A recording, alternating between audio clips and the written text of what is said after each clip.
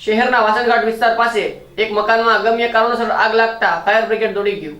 ભાવનગર શહેરના વાસણઘાટ નજીક આવેલા કબ્રસ્તાન અંદર એક મકાનમાં અગમ્ય કારણોસર આગ લાગી હતી। આગ દરમિયાન ઘર વખરીની વસ્તુઓ બળીને ખાખ થઈ ગઈ હતી। બનાવ અંગેની જાણ થતાં ફાયર બ્રિગેડ ઘટના સ્થળે પહોંચીને પાણીનો છંટકાવ કરીને આગને બુઝાવી નાખી હતી અને લોકોના ટોળે ટોળા એકઠા થયા હતા। સદનસીબે કોઈને જાનહાનિ થઈ નહોતી।